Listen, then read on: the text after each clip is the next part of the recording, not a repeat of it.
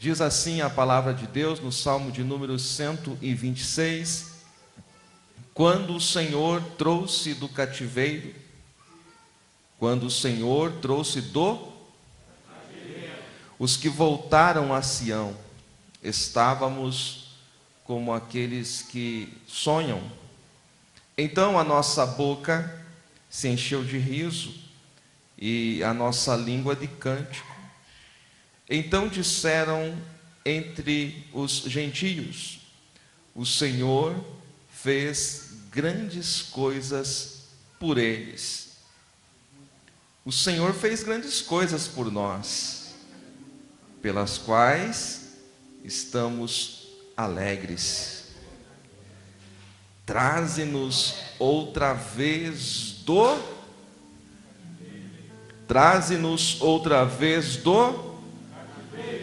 Ó Senhor, como os córregos do sul, em outra versão, como as correntes das águas no sul, em outra versão ainda, como as torrentes do Neguebe. Aqueles que semeiam em lágrimas colherão com alegria. Aquele que vai adiante e chora, carregando sementes preciosas, voltará sem dúvida com regozijo, trazendo seus molhos consigo. Pai, em Tua presença nós estamos, e a Tua palavra está diante de nós, Senhor. Palavra perfeita e inerrante, palavra infalível, Senhor. Palavra que edifica, palavra que salva, palavra que exorta. E nós, Senhor, somos pequenos diante da Tua palavra, somos um vaso de barro, carregando esse tesouro, Senhor, que é a excelência do Evangelho. Espírito Santo, vem sobre nós, vem sobre a Tua igreja, Senhor. Dá-nos entendimento, Senhor, para que possamos, Senhor, falar da Tua palavra, e cada um que receber esta palavra, Senhor, seja edificado, Senhor, seja transformado pelo poder da palavra, em nome de Jesus. Amém.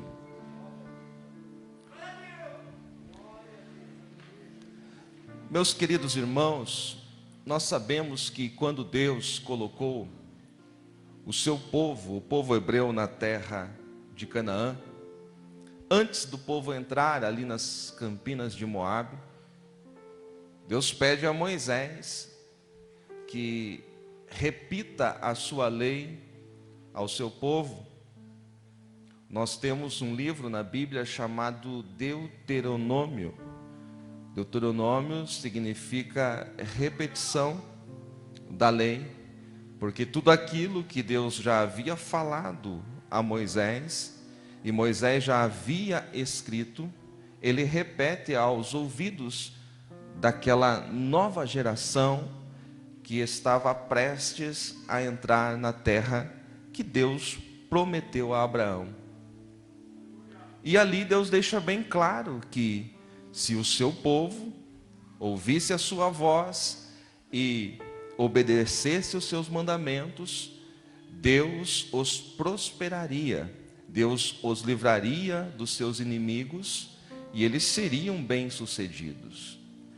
Pelo contrário também, se este povo abandonasse os mandamentos do Senhor, deixasse os seus caminhos e servisse a outros deuses, Deus os abandonaria e os entregaria aos inimigos, que entrariam na sua terra e eles seriam expulsos dali. Tudo o que aconteceu na Israel não foi algo por acaso, eles não foram pegos de surpresa.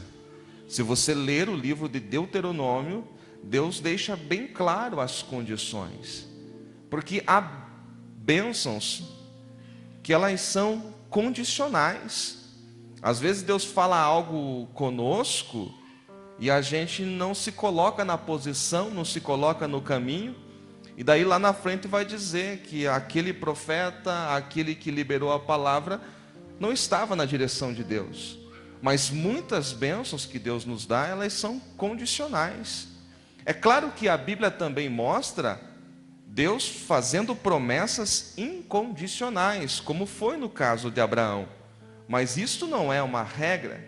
E Deus dá condições ao povo para que ele seja feliz nesta terra que o Senhor os dá. Mas você conhece a história, livro dos reis, livro das crônicas? Este povo não seguiu os caminhos do Senhor. Vieram muitos reis que viraram as costas para a palavra, para o mandamento do Senhor. E diz a Bíblia que Deus levantou profetas, Deus levantou mensageiros que exortaram, que tentaram por muitas vezes trazer esse povo de volta ao caminho do Senhor. Quando eu estou lendo o segundo livro das crônicas, o capítulo de número 36, os versículos 15 e 16, lá diz que Deus por muitas vezes falou com o povo e tentou trazê-los ao caminho, mas eles zombaram dos mensageiros, eles escarneceram dos profetas que o Senhor os enviara. E aí o versículo 16 termina assim: até que não houve mais nenhum remédio, até que não houve mais nenhum meio de Deus trazer de volta o seu povo. Então Deus entrega o seu povo escolhido nas mãos dos caldeus. Deus vai levantar os babilônios na pessoa de Nabucodonosor, que por 3 investidas, no ano 605 a.C., no ano 597 e no ano 586, vai destruir nesse espaço de tempo Jerusalém.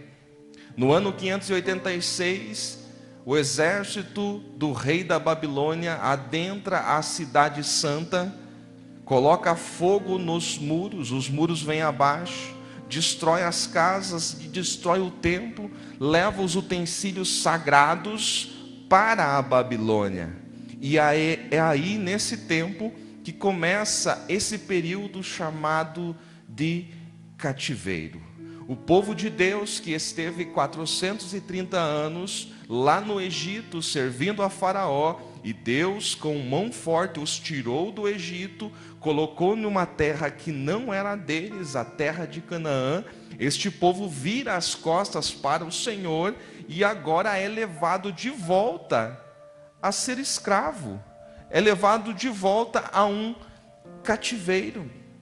Então o povo israelita, que era um povo alegre, que era um povo que cantava, que tocava, que sorria, perdeu todos os seus motivos para sorrir.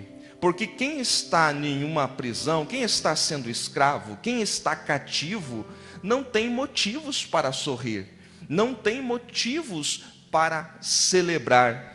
E este povo vai ficar um longo tempo na Babilônia sendo cativo.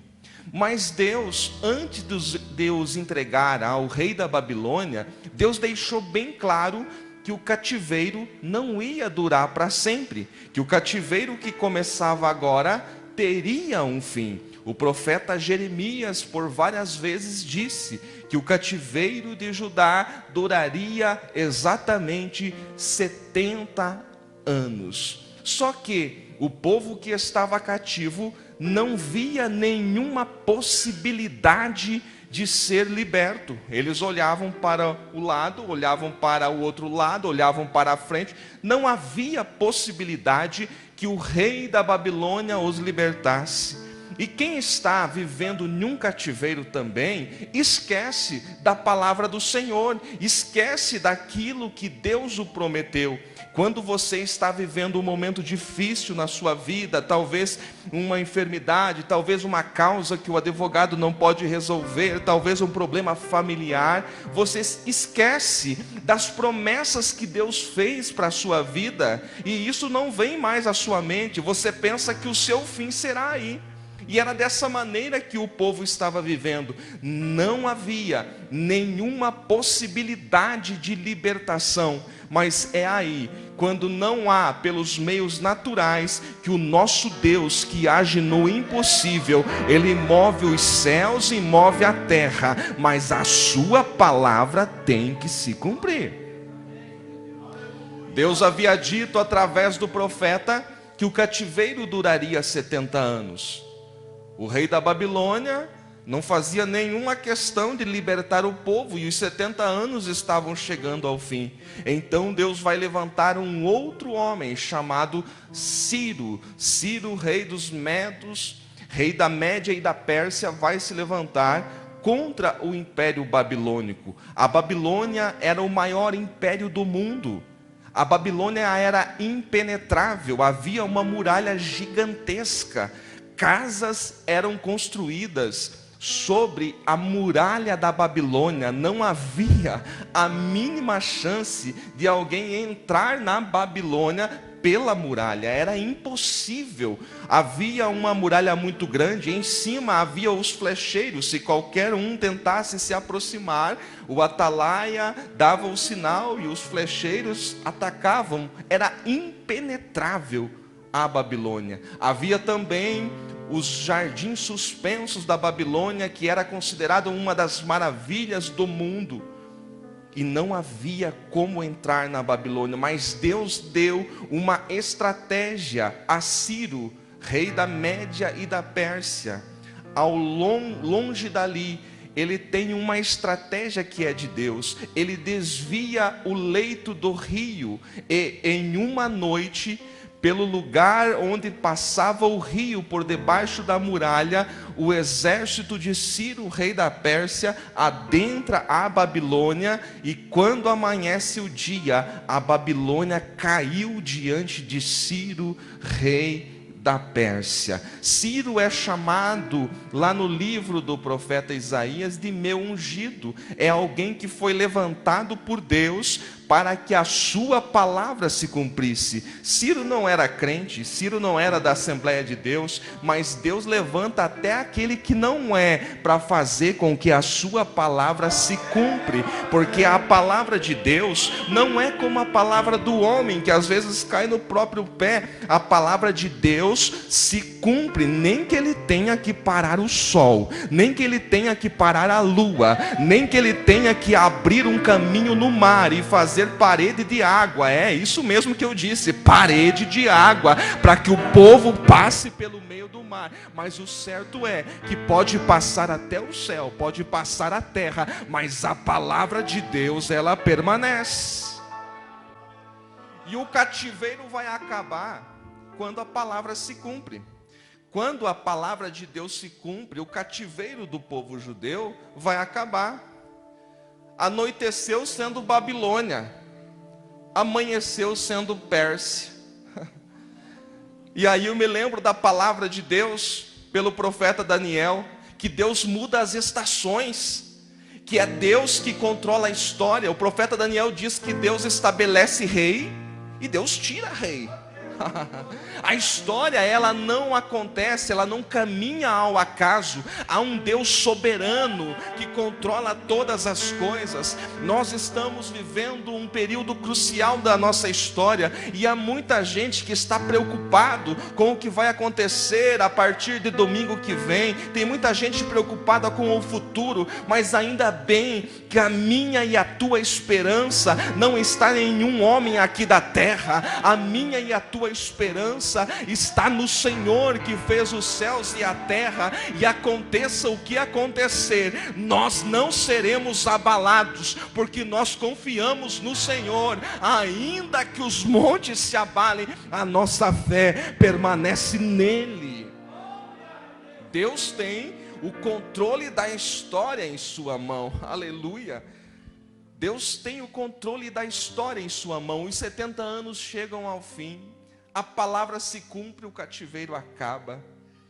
Quando eu estou lendo o final do livro das crônicas, do segundo livro, início do livro de Esdras, lá diz assim: no primeiro ano de Ciro, rei da Pérsia, para que se cumprisse a profecia do profeta Jeremias, este fez passar um pregão por todo o seu reino, dizendo que todos os judeus tinham liberdade de voltar a Jerusalém para edificar o templo. Ei, ele faz passar um arauto por todo o seu reino. A notícia não é instantânea como é agora. Não havia WhatsApp, não havia TV, não havia internet. Então um arauto passa por onde os cativos estavam, tocava a sua trombeta e em seguida ele lia o decreto do rei da Pérsia, que todo judeu agora estava livre para voltar. Quando eles recebem essa notícia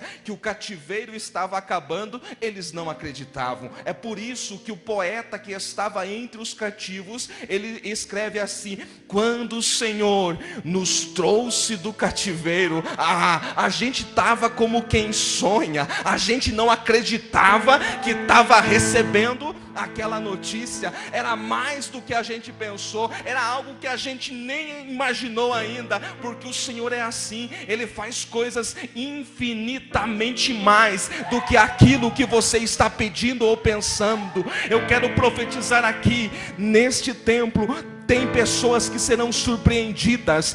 Você está pedindo algo, mas Deus não vai fazer o que você está pedindo. Deus vai fazer infinitamente mais do que aquilo que você está pedindo ou pensando, porque Ele é Deus.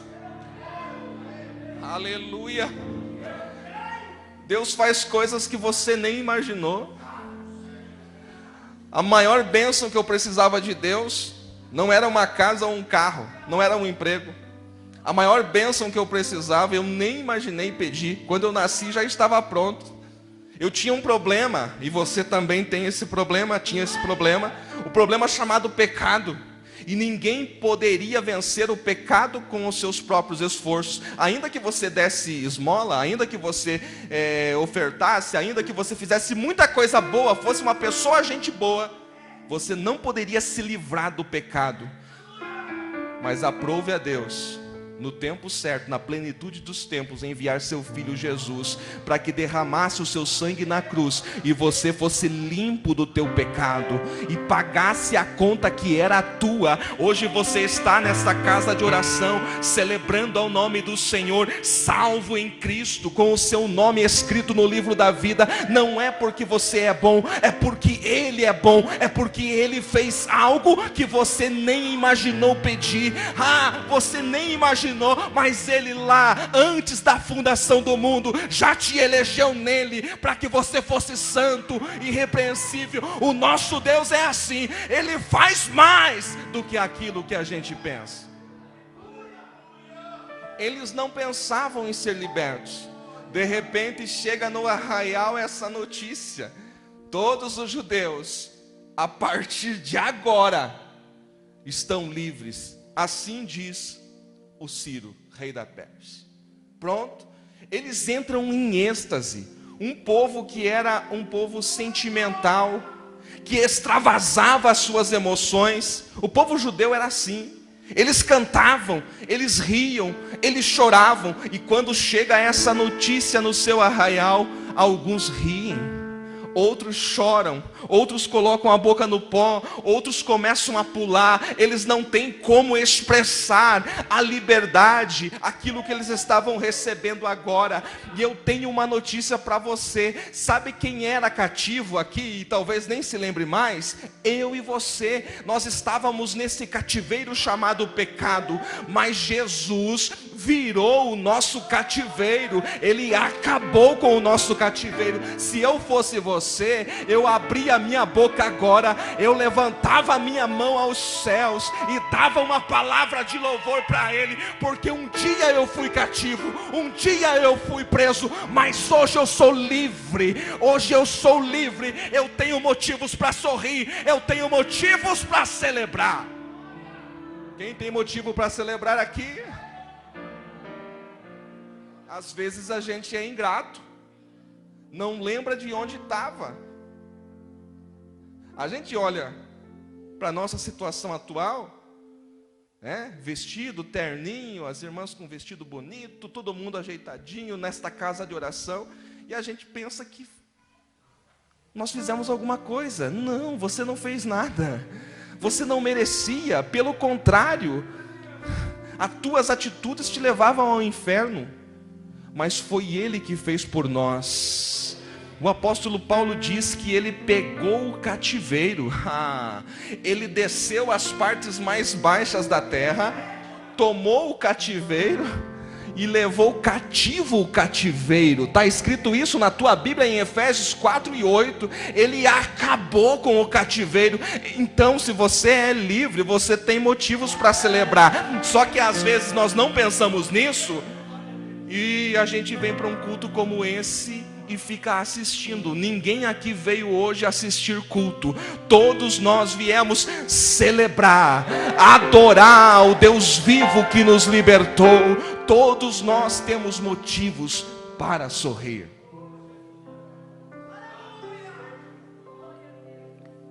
A nossa boca se encheu de riso e a nossa língua de um novo cântico. Agora tem um problema. Eles vão sair da antiga Babilônia e vão para Jerusalém. Não era uma distância tão pequena, não. Os irmãos teólogos aqui podem me ajudar, mas talvez sejam mais de 600 quilômetros. Lembrando que não havia carro, não havia metrô, não havia trem, não havia avião. Então era uma caminhada muito distante. No caminho entre a antiga Babilônia e Jerusalém, eles vão passando por meio de povos gentios. Eles vão passando por meio de povos pagãos, povos que não acreditavam no Deus de Israel. E à medida que eles vão passando, eles vão celebrando. Eles pegam de volta as harpas que estavam penduradas no salgueiro, como diz o Salmo 137. Eles pegam de volta os seus instrumentos, porque lá na Babilônia, eles não tinham motivos para cantar, não tinham motivos para sorrir, para celebrar, mas eles pegam seus instrumentos novamente, os seus tamborins, e começam a celebrar a Deus enquanto caminham até Jerusalém. No caminho, muitas nações pagãs estão à sua volta, e estas nações começam a olhar para aquilo que eles estão fazendo e dizer: olha, realmente o Deus deles é grande, o Deus deles é poderoso. É por isso que as nações pagãs, os gentios, dizem no versículo de número 2: o Senhor fez grandes coisas a estes. O Senhor fez grandes coisas por eles. Ei, não é eles que estão dizendo, é os povos pagãos, é os povos que não são crentes. Eles estão dizendo: olha como Deus fez coisas grandes pela igreja. Olha esse povo, como esse povo é feliz, como esse povo celebra. Eu também teria o desejo de fazer parte desse povo. E aí eu lhe faço uma pergunta: será que quando o mundo à nossa volta olha para a minha vida e para a tua vida, eles têm também esse desejo? Eles também dizem isto: olha como Deus fez coisas grandes por eles?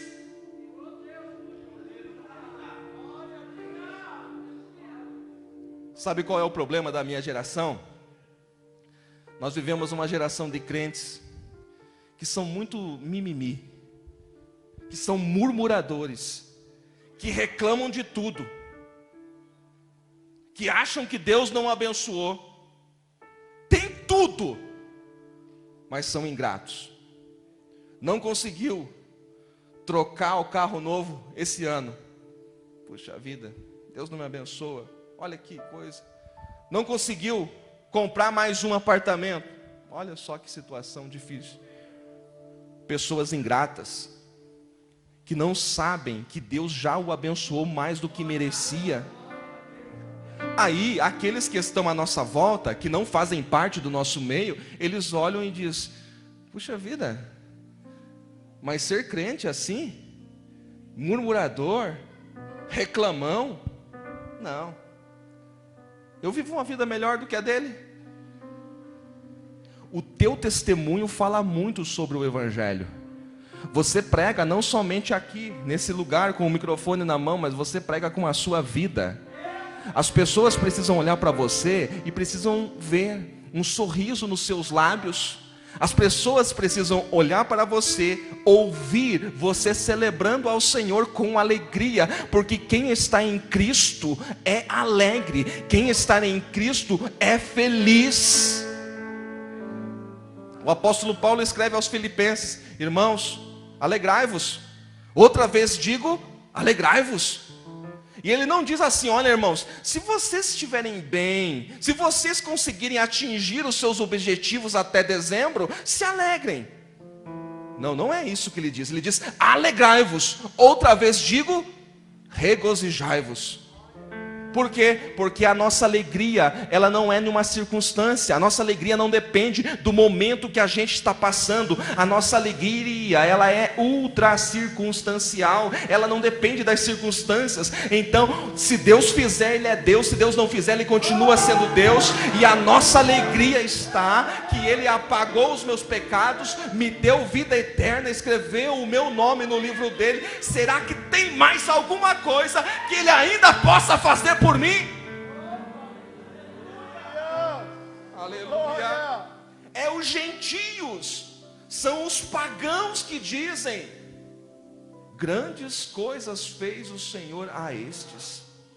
Aí quando eles ouvem aqueles que não são crentes dizendo isso deles, aí no versículo 3 eles concordam: o Senhor fez coisas grandes por nós, pelas quais nós estamos alegres.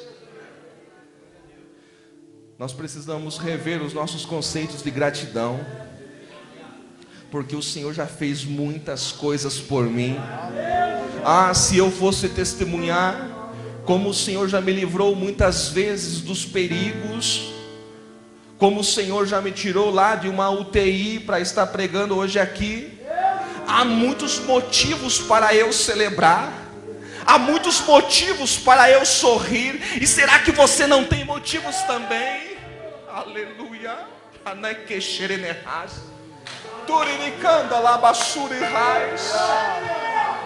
Às vezes a gente fica analisando a nossa situação e diz: eu queria pregar igual esse irmão aí, mas eu não sei pregar. Eu queria cantar igual aquelas irmãs que cantaram aqui, mas eu não sei cantar. Você não precisa fazer isso para você pregar. A maior mensagem que você tem é a sua vida.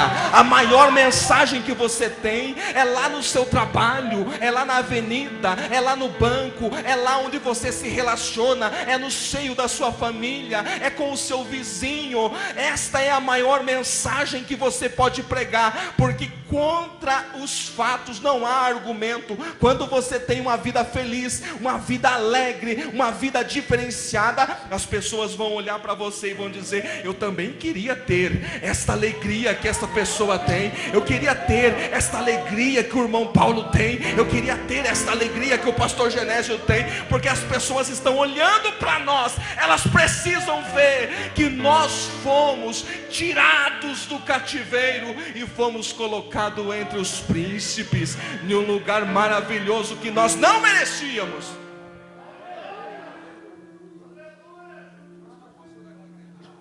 A igreja esteja em pé. Oh glórias, oh glórias. Quem aqui hoje faz uma nova aliança com Deus, dizendo: eu quero ser mais grato, Senhor, eu quero ser mais grato a Ti, eu quero expressar o meu louvor, eu quero expressar a minha adoração a Ti, Senhor. Oh,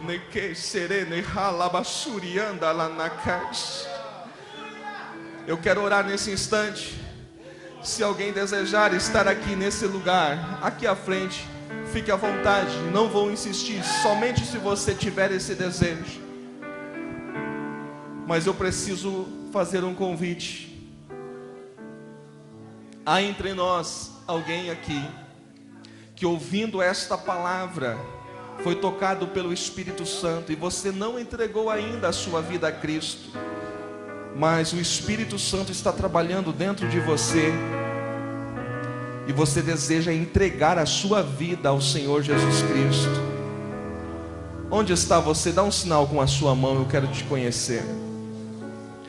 Todos que estão nesse templo têm a convicção de que, se Jesus voltar hoje nas nuvens, Você estará nesse encontro? Amém. Aleluia. Nós cantamos aqui. Eu queria ir para lá, se eu pudesse estar lá. Mas você está preparado para estar lá? Se você tem certeza, glória a Deus.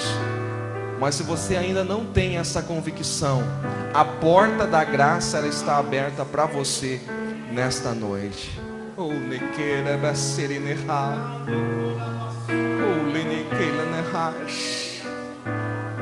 Eu quero orar com a igreja. Feche seus olhos, erga suas mãos aos céus. Oh Pai Santo, gratos somos, Senhor, pela Tua palavra, Senhor, que nos exorta, que nos edifica e que nos consola. Ah, Senhor, como aqueles que foram tirados do cativeiro, Senhor, nós queremos expressar isso com os nossos lábios.